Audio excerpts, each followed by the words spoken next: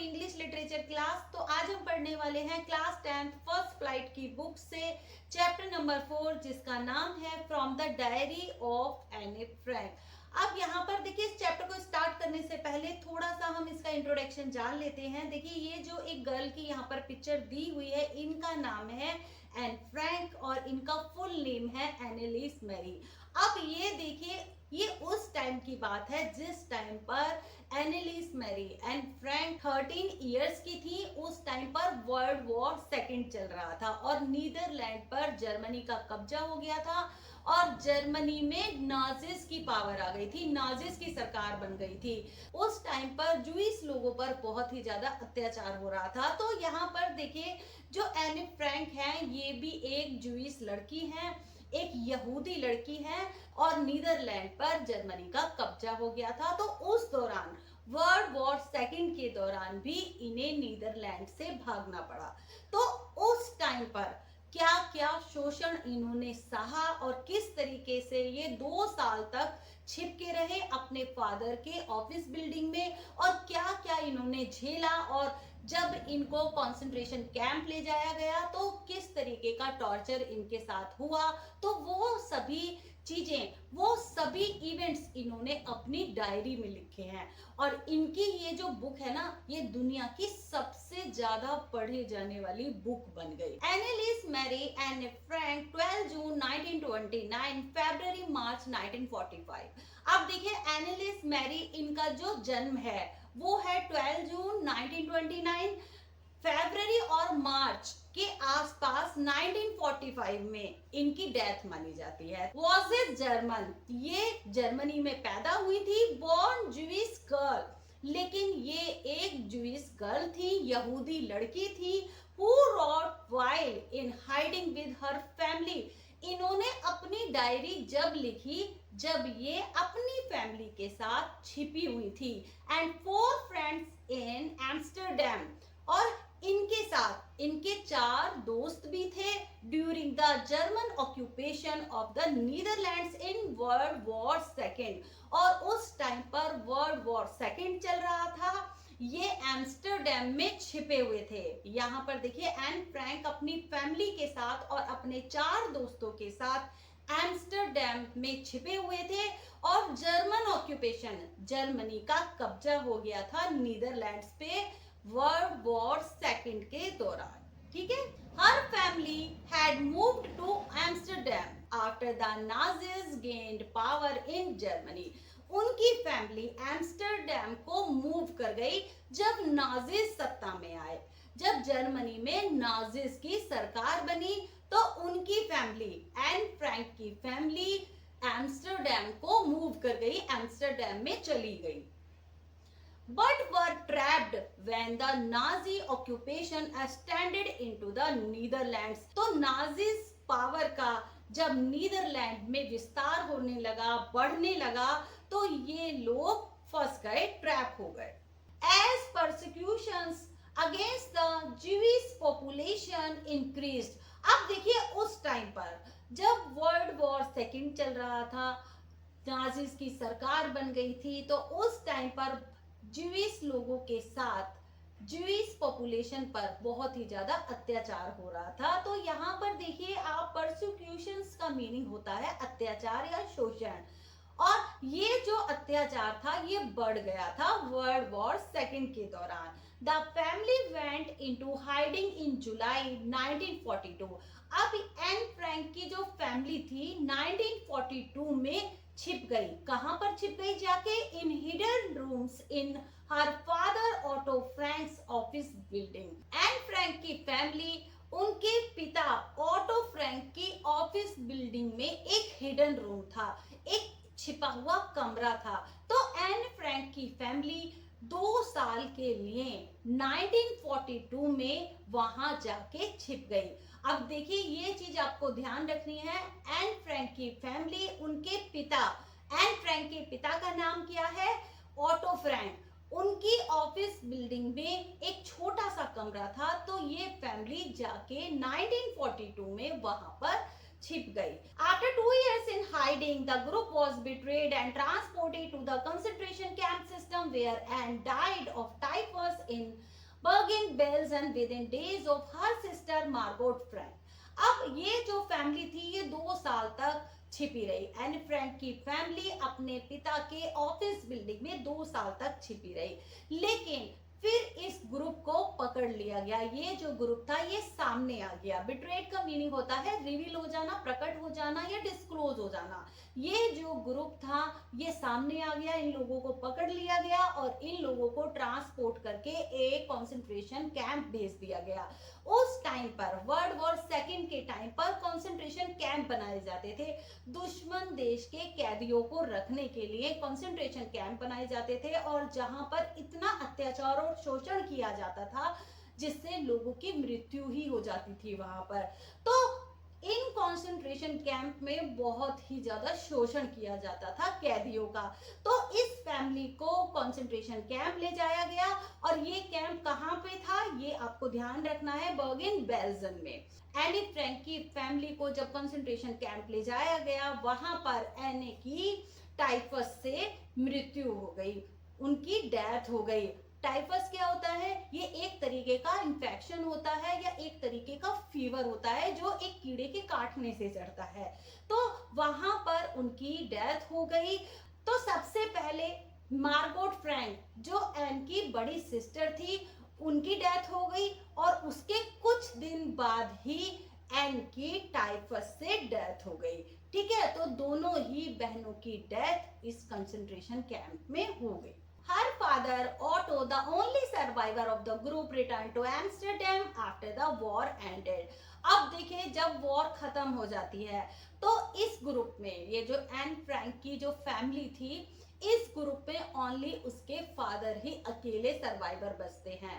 यहाँ पर युद्ध के पश्चात जब वर्ल्ड वॉर सेकेंड खत्म हो जाती है तो एनी की भी डेथ हो गई, एनी की जो बड़ी सिस्टर थी उनकी भी डेथ हो गई, उनकी मदर की भी डेथ हो गई। ओनली उसके फादर ऑटो फ्रैंक ही बचते हैं। अब देखिए जब वो वापस एम्स्टरडैम लौटते हैं तो उनको वहां पर एक डायरी मिलती है। वो डायरी किसकी थी? वो डायरी एन फ्रैंक की थी। Convinced that it was a unique record, और उन्होंने ये माना कि ये एक यूनिक रिकॉर्ड है। He took action to have it published in English under the name the diary of a young girl. तभी उन्होंने इस बुक को इंग्लिश में पब्लिश कराने के लिए एक्शन लिया जिसका नाम रखा गया the diary of a young girl. The diary was given to Anne Frank for her 13th birthday and chronicles the events of her life from 12 June 1942 until its final entry of 1 August 1944। अब देखिए ये जो diary थी ये diary Anne Frank को उनके 13th birthday पर as a gift दी गई थी और इस डायरी में उन्होंने सभी इवेंट्स को मेंशन किया है। कौन सी डेट से? 12 जून से लेके 1 अगस्त 1944 तक। क्रॉनिकल्स इसका मीनिंग होता है हिस्टोरिकल इवेंट्स, कुछ मेन इवेंट्स जो भी घटनाएं उनकी लाइफ में घटी इस डेट से लेके 12 जून 1942 से लेके, और जो फाइनल एंट्री थी डायरी में वो कब की थी? 1 अगस्त 1944। तो ये डेट्स आप याद रखें। It was eventually translated from its original Dutch into many languages and became one of the world's most widely read books। अब ये जो बुक थी ये अपने ओरिजिनल डच में लिखी हुई थी और इसको बाद में जाके बहुत सारी लैंग्वेज में ट्रांसलेट किया गया और ये दुनिया की सबसे ज्यादा पढ़े जाने वाली बुक बन गई। There have also been several films, television and theatrical productions and even an opera। और इस बुक पर, इस स्टोरी पर बहुत सारी फिल्म्स भी बनी, टेलीविजन सीरियल्स भी बने और बहुत सारे थिएटर, बहुत सारे नाटक भी इस पर बने और यहाँ तक कि एक ओपेरा, एक सॉन्ग जिसमें एक नाटक सा प्ले होता है, पूरी स्टोरी दिखाई जाती है, तो ओपेरा भी इस पर बने बेस्ड ऑन द डायरी, इस डायरी के ऊपर। Described as the work of a mature and insightful mind। insightful का मीनिंग होता है जिस आदमी के अंदर बहुत ही डीप थॉट्स होते हैं, जो अपने अंतर्दृष्टि से सोचता है। तो इस डायरी को पढ़ के ऐसा महसूस होता है कि ये जो डायरी है ना, ये किसी का बहुत ही मैच्योर वर्क है और किसी ने अपनी डीप थॉट्स इसमें लिखी हैं। The diary provides N intimate examination of daily life under Nazi occupation. Diary से ऐसी बहुत सारी सूचनाएं मिलती हैं जिससे पता चलता है कि जब उनके देश पर नाजी का कब्जा हो गया था तो उनकी जो डेली लाइफ थी वो कितनी टफ हो गई थी, उनको कितने शोषण से, कितने अत्याचारों से गुजरना पड़ा था। Anne Frank has become one of the most renowned and discussed of the Holocaust victims. Renowned का मीनिंग होता है प्रसिद्ध, होलोकॉस्ट का मीनिंग होता है एक विनाश, एक तबाही या एक नरसंहार। विक्टिम्स का मीनिंग होता है पीड़ित। ठीक है, तो एन फ्रैंक जब उनकी जो ये बुक छप गई तो वो सबसे ज्यादा फेमस हो गई और उनके ऊपर सबसे ज्यादा डिस्कस किया गया। एनी फ्रैंक के टॉपिक पर सबसे ज्यादा डिस्कस किया गया कि वो एक तबाही को झेल के किस तरीके से एक विक्टिम बन गई थी, कि किस तरीके से वो एक विनाश की, एक तबाही की विक्टिम बन गई थी, एक पीड़ित बन गई थी। तो देखिए, अब तक तो हमने सिर्फ इस चैप्टर का इंट्रोडक्शन पढ़ा था कि यहाँ पर देखिए एन फ्रैंक जिनकी एक छोटी सी एज में ही डेथ हो गई थी और वर्ल्ड वॉर सेकंड के दौरान उनको क्या क्या टॉर्चर झेलना पड़ा, किस तरीके से उनके देश पर नाजीज का कब्जा हो गया था और किस तरीके से एक बड़े टॉर्चर से उनको गुजरना पड़ा। क्यों? क्योंकि वो एक जूइश गर्ल थी, एक यहूदी लड़की थी। अब यहाँ से चैप्टर स्टार्ट होता है। अब जो जो एन फ्रैंक फील करती हैं, जो जो उन्होंने अपनी डायरी में लिखा है, अब उसका छोटा सा एक पार्ट एक चैप्टर के रूप में आपकी इस बुक में दिया हुआ है। Writing in a diary is a really strange experience for someone like me. And Frank कहती हैं, वो अपनी डायरी में लिखती हैं कि लिखना, डायरी लिखना मेरे लिए एक स्ट्रेंज एक्सपीरियंस है और मेरे जैसे के लिए डायरी लिखना तो एक बड़ा ही स्ट्रेंज, एक अजीब एक्सपीरियंस है। Not only because I have never written anything before, बल्कि मैंने तो इससे पहले कभी लिखा ही नहीं है, but also because it seems to me that later on neither I nor anyone else will be interested in the musings of a 13-year-old school girl. अब देखिए, एनी फ्रैंक कहती हैं कि एक 13-year-old, एक 13 साल की लड़की की, एक 13 साल की एक स्कूल गर्ल की डायरी कोई क्यों पढ़ना चाहेगा? बाद में जाके, लेटर, बाद में जाके ना तो मैं ना तो कोई और ही मेरी डायरी पढ़ने में इंटरेस्टेड होगा। यहाँ पर देखिए एनी फ्रैंक कह रही हैं कि बाद में कोई क्यों पढ़ेगा मेरी डायरी को, एक 13 साल की लड़की की एक डायरी कोई क्यों पढ़ना चाहेगा? म्यूजिंग्स का मीनिंग होता है thoughts. Oh well, it doesn't matter, लेकिन ये तो मेरे लिए कोई मैटर नहीं रखता। आई फील लाइक राइटिंग, मुझे इस टाइम पर ऐसा फील हो रहा है कि मुझे लिखना चाहिए। And I have an even greater need to get all kinds of things off my chest. यहाँ पर ऑफ माई चेस्ट का मीनिंग है कि किसी के चेस्ट पर या किसी के दिल पर जो भी बोझ है ना, उसको ऑफ कर देना, उसको उतार देना।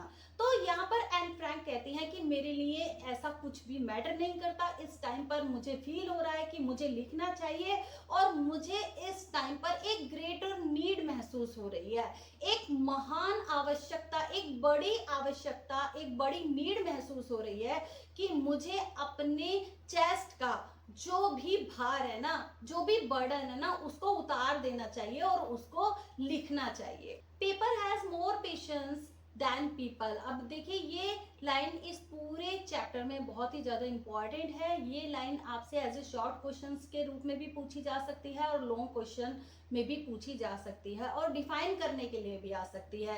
तो ये लाइन आप अच्छे तरीके से तैयार कर लें और किस तरीके से इसको डिफाइन करना है ये भी आपको आना चाहिए। तो यहाँ पर एन फ्रैंक कहती हैं paper has more patience than people. और अगर हम किसी दोस्त पे विश्वास करें या लोगों पे विश्वास करें तो हम अपनी सभी प्राइवेट बातें लोगों से नहीं बता सकते, क्या पता वो दूसरों को जाके बता दे। तो हम किसी भी दोस्त पर या लोगों पर इतना विश्वास नहीं कर सकते। तो यहाँ पर एन फ्रैंक कहती हैं कि क्या पता जो दूसरे लोग हैं वो हमारी बातों से फेड अप हो जाएं, वो हमारी बातें रोज रोज ना सुनना चाहें। तो इससे अच्छा है कि हम अपनी सभी प्राइवेट बातों को, सभी जो डीपली थॉट्स हैं उनको पेपर पे लिख दें। तो पेपर में बहुत ही ज्यादा पेशेंस होता है। अब हम अपने सभी दिल की बातें पेपर पे लिख सकते हैं, डिटेल में भी लिख सकते हैं, और बहुत सारी बातें हम पेपर पे लिख सकते हैं और पेपर हमें कभी मना नहीं करेगा। तो यहीं पर एन फ्रैंक कहती हैं कि पेपर में बहुत ज्यादा पेशेंस होता है, बहुत ज्यादा धैर्य होता है, लोगों की तुलना में इतना लोगों में नहीं होता। वो हमारी बातें क्यों सुनना चाहेंगे, लेकिन पेपर में हम लिख सकते हैं। I thought of this saying on one of those days when I was feeling a little depressed and was sitting at home with my chin in my hands. अब एन फ्रैंक बताती हैं कि ये उन दिनों की बात है जब मैंने डायरी लिखना स्टार्ट किया। मैं थोड़ी डिप्रेस थी, थोड़ी चिंता में थी, और मैं अपने घर पर ही बैठी हुई थी और मैंने अपने हैंड्स अपने चिन के नीचे इस तरीके से लगाए हुए थे।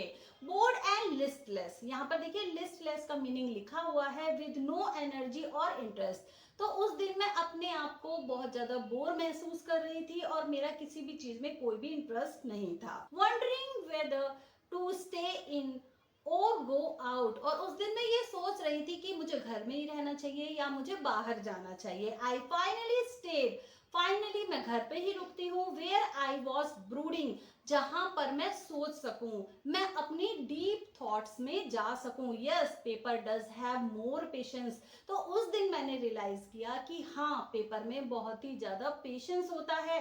Since I am not planning to let anyone else read this stiff bagged notebook grandly referred to as a diary। तो यहाँ पर एन फ्रैंक कहती हैं कि मैंने जब लिखना स्टार्ट किया तो ऐसी मेरी कोई भी प्लानिंग नहीं थी कि कोई भी मेरी इस डायरी को पढ़ेगा। ये जो एक नोटबुक स्टिफ बैग्ड वाली, मीन्स दोनों तरफ इसके मोटा गत्ता लगा हुआ था। तो ये जो नोटबुक है जिसको ग्रांडली, जिसको रॉयल नेम दिया गया है, डायरी कहा जाता है। तो मैंने ऐसी कोई भी प्लानिंग नहीं की थी कि मेरी डायरी को कोई भी पढ़ेगा। Unless I should ever find a real friend, तो अभी तक मुझको ऐसा कोई रियल फ्रेंड नहीं मिला था। It probably won't make a bit of difference, और शायद मुझे इससे अब कोई फर्क भी नहीं पड़ता।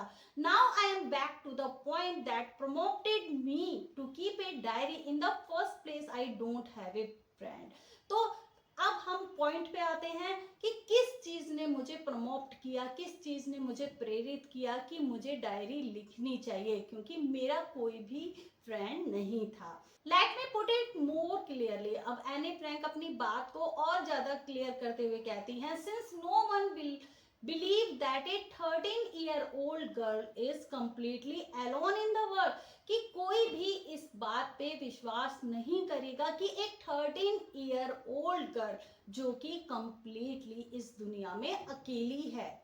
एंड आई एम नॉट, तो यहाँ पर एन फ्रैंक कहती हैं लेकिन मैं अकेली बिल्कुल भी नहीं थी। आप देखिए, जब तक हम अपने मन की बात किसी से भी ना कह सकें तो क्या लगेगा हमें कि इस दुनिया में हमारा कोई भी नहीं है। तो हर किसी से, अपने पेरेंट्स से, अपनी बहन से, हर किसी से तो हम अपने मन की बातें शेयर नहीं कर सकते।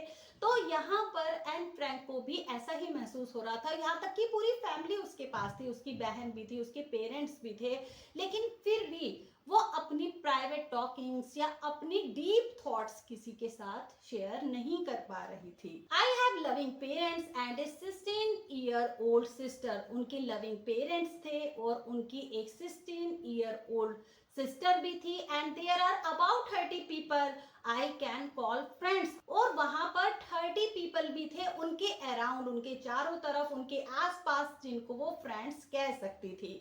I have a family, loving aunts and a good home, उनके पास फैमिली थी, उनके पास लविंग आंट्स थी और उनके पास एक अच्छा घर भी था।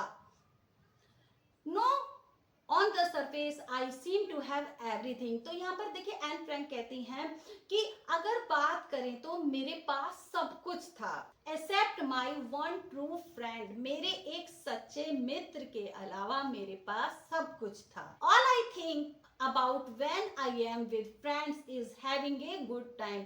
तो सभी यही सोचते हैं कि जब हम अपने दोस्तों के साथ होते हैं, जब मैं अपने दोस्त के साथ होती हूँ, तो ये मेरा एक बहुत ही अच्छा टाइम होता है। ऑल आई थिंक, तो हम सभी यही सोचते हैं कि जब हम अपने दोस्तों के साथ होते हैं या मैं अपने दोस्तों के साथ होती हूँ, तो ये मेरा एक सबसे अच्छा टाइम होता है। I can't bring myself to talk about anything but ordinary everyday things. तो मैं अपने अंदर की बातें, अपनी इंटरनल थॉट्स किसी के साथ भी शेयर नहीं कर पाती, बल्कि जो ऑर्डिनरी एवरीडे, जो नॉर्मल, जो एवरीडे की जो चीजें होती हैं उन्हें मैं शेयर कर लेती हूँ, लेकिन जो मेरी अंदर की जो प्राइवेट थॉट्स हैं मैं उनको शेयर नहीं कर पाती किसी के भी साथ। We don't seem to be able to get any closer, और मुझे नहीं लगता कि मैं किसी के भी इतना क्लोज हूँ कि मैं उससे अपनी बातें शेयर करूँ, अपनी इंटीमेट थॉट्स या अपनी प्राइवेट थॉट्स उसको शेयर करूँ। कोई भी मेरे इतना क्लोज नहीं है, एंड दैट्स द प्रॉब्लम। और यही प्रॉब्लम है कि मैं किसी के साथ भी अपनी प्राइवेट थॉट्स शेयर नहीं कर पाती। Maybe it's my fault that we don't confide in each other, और यही मेरी गलती है, यही मेरा फॉल्ट है कि मैं किसी पर भी विश्वास नहीं कर पाती। ये उन लोगों की गलती नहीं है, ये मेरी ही गलती है। In any case, that's just how things are, and unfortunately they are not liable to change. This is why I have started the diary। अब यही चीजें उनके साथ हो रही थी, और अनफॉर्चुनेटली वो किसी पे भी इतना विश्वास नहीं कर सकती थी, और इस चीज के लिए वो लोग जिम्मेदार नहीं थे, वो लोग रिस्पॉन्सिबल नहीं थे। इस चीज के लिए वो अपनी ही गलती मानती हैं। एन फ्रैंक ये कहती हैं कि वो लोग लाइबल नहीं है। लाइबल का मीनिंग होता है रेस्पॉन्सिबल। वो लोग जिम्मेदार नहीं है इस चीज के, इस चीज में उन्हीं की ही गलती है, और इसीलिए उन्होंने एक डायरी लिखनी स्टार्ट की। उनके पास कोई भी ऐसा क्लोज फ्रेंड नहीं था, इसीलिए उन्होंने डायरी लिखनी स्टार्ट की। To enhance the image of this long awaited friend in my imagination, तो लंबे टाइम से उनके दिमाग में अपने फ्रेंड की एक इमेजिनेशन चल रही थी जिसका वो लंबे टाइम से इंतजार कर रही थी। I don't want to jot down the facts in this diary the way most people would do। तो यहाँ पर एन फ्रैंक कहती हैं कि मैं अपनी बातों को इस डायरी में कभी भी शॉर्ट में नहीं लिखना चाहती। जॉट डाउन का मीनिंग होता है शॉर्ट में। यहाँ पर एन फ्रैंक कहती हैं कि मैं अपनी डायरी में कोई भी बात, कोई भी फैक्ट्स इतने शॉर्ट में नहीं लिखना चाहती जैसा कि लोग करते हैं। But I want the diary to be my friend, लेकिन मैं चाहती हूँ कि मेरी डायरी वो मेरी फ्रेंड की तरह हो, जिसमें मैं अपनी सभी प्राइवेट थॉट्स लिख सकूं, अपनी सारी बातें उसमें शेयर कर सकूं। And I am going to call this friend Kitty, और अपने इस नए फ्रेंड का नाम वो रखती हैं किटी। उनका नया फ्रेंड कौन है? उनकी डायरी, और अपने इस फ्रेंड का नाम वो रखती हैं Kitty. Since no one would understand a word of my stories to Kitty if I were to plunge right in. अब यहाँ पर एन फ्रैंक कहती हैं कि अगर मैं अभी से ही, इसी टाइम से ही लिखना स्टार्ट कर दूं, तो किसी को एक वर्ड भी समझ में नहीं आएगा। I would better provide a brief sketch of my life, much as I dislike doing so। तो अच्छा होगा कि मैं अपने लाइफ का एक ब्रीफ स्केच, एक छोटा सा इंट्रोडक्शन मैं अपनी डायरी में लिखूं। तो यहाँ पर देखिए एनी फ्रैंक अपनी डायरी लिखना स्टार्ट करने से पहले वो चाहती हैं कि वो अपनी लाइफ का एक ब्रीफ स्केच, एक छोटा सा इंट्रोडक्शन वो अपनी डायरी में लिखे। My father the most adorable father I have ever seen. वो कहती हैं कि मेरे फादर दुनिया के सबसे लविंग फादर थे, ऐसे फादर मैंने कभी भी नहीं देखे थे। Didn't marry my mother until he was 36 and she was 25। उन्होंने मेरी मदर से जब मैरिज की, जब वो 36 के हो गए और मेरी मदर 25 की हो गई। My sister Margot was born in Frankfurt in Germany in 1926। उनकी सिस्टर मार्गोट का जन्म फ्रैंकफर्ट जर्मनी में हुआ 1926 में। आई वॉज बोर्न ऑन 12 जून 1929। तो यहाँ पर देखिए आपको एन फ्रैंक की डेट ऑफ बर्थ याद रखनी है कि उनका जन्म 12 जून 1929 को हुआ। I lived in Frankfurt until I was 4। Anne Frank कहती हैं कि मैं फ्रैंकफर्ट में जर्मनी में ही रही जब तक मैं 4 साल की नहीं हो गई। माई फादर एमिग्रेटेड टू हॉलैंड इन 1933। मेरे फादर जो कि हॉलैंड चले गए। एमिग्रेटेड का मीनिंग होता है कि स्थान परिवर्तन, इस स्थान से दूसरे स्थान चले जाना। उनके फादर 1933 में हॉलैंड चले गए। My mother Edith Hollander Frank went with him to Holland in September. और उनकी मदर एडिथ हॉलैंडर फ्रैंक जो कि सितंबर में हॉलैंड चली गई। While Margot and I were sent to Aachen to stay with our grandmother. जबकि मुझे और मेरी बहन मार्गोट को ग्रैंडमदर के साथ एचिन में ही रहना पड़ा। मार्गोट वेंट टू हॉलैंड इन दिसंबर। और मार्गोट मेरी बड़ी बहन जो कि दिसंबर में हॉलैंड चली गई। एंड आई फॉलोड इन फरवरी। और मैं फरवरी में वहां पर गई।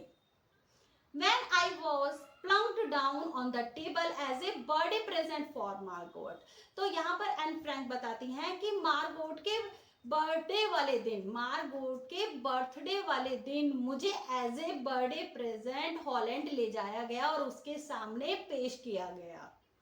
तो यहाँ पर इसका मीनिंग है कि मार्गोट के बर्थडे वाले दिन एन फ्रैंक हॉलैंड जाती है। I started right away at the Montessori nursery school. तो यहाँ पर देखिए एनी फ्रैंक अपने बारे में बता रही हैं कि जब उन्होंने मॉन्टेसरी नर्सरी स्कूल में एडमिशन ले लिया। I stayed there until I was 6 at which time I started in the first form. जब वो फर्स्ट क्लास में थी, फर्स्ट क्लास से लेके 6th क्लास तक वो मॉन्टेसरी नर्सरी स्कूल में पढ़ी। In the 6th form my teacher was Mrs. Cupidus, the headmistress। तो 6th form में मीन्स क्लास फर्स्ट से लेके क्लास 6 तक उनकी जो टीचर थी, जो हेड मिस्ट्रेस भी थी, उनका नाम था Mrs क्यूपिरस। At the end of the year, we were both in tears as we said a heartbreaking farewell।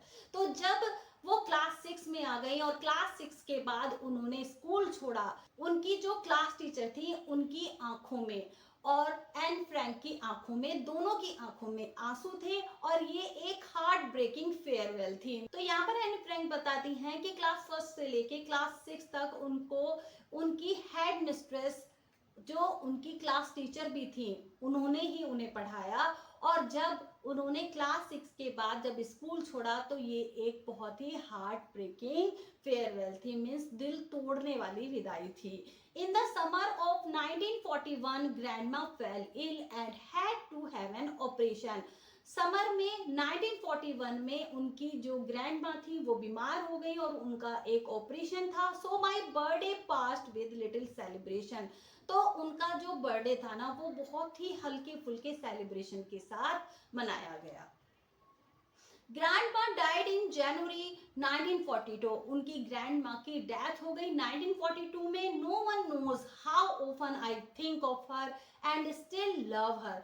तो कोई भी इस बारे में नहीं जानता कि मैं अपनी ग्रैंडमा को कितना याद करती हूँ और कितना मैं उनको मिस करती हूँ और मैं उनको कितना प्यार करती हूँ। This birthday celebration in 1942 was intended to make up for the other and grandma's candle was lit along with the rest। अब देखिए यहाँ पर एन फ्रैंक लिखती हैं कि 1942 में जब उनका बर्थडे आया तो उनके बर्थडे पर जो कैंडल जलाई गई, तो उनके बर्थडे पर जो कैंडल जलाई गई उनके साथ उनकी दादी की आत्मा की शांति के लिए भी कैंडल्स जलाई गई। The four of us are still doing well। हम चारों बहुत अच्छे से रह रहे थे, बहुत अच्छे से जी रहे थे। And that brings me to the present date of 20 June 1942 and the solemn dedication of my diary। solemn का मीनिंग होता है सीरियस। तो यहाँ पर देखिए एनी फ्रैंक बताती हैं कि 20 जून 1942 को उन्होंने लिखना स्टार्ट किया। तो उनकी आज जो प्रेजेंट डेट थी जिस दिन वो लिखना स्टार्ट करती हैं वो है 20 जून 1942। तो ये डेट आपको याद रखनी है कि किस दिन उनकी डायरी एंट्री की जो डेट है, जो फर्स्ट डेट है वो है 20 जून 1942। और वो एक सीरियस डेडिकेशन अपनी डायरी में लिखती हैं। सो आज के लिए बस इतना ही। Rest part of this chapter I will explain in next video. Till then good bye.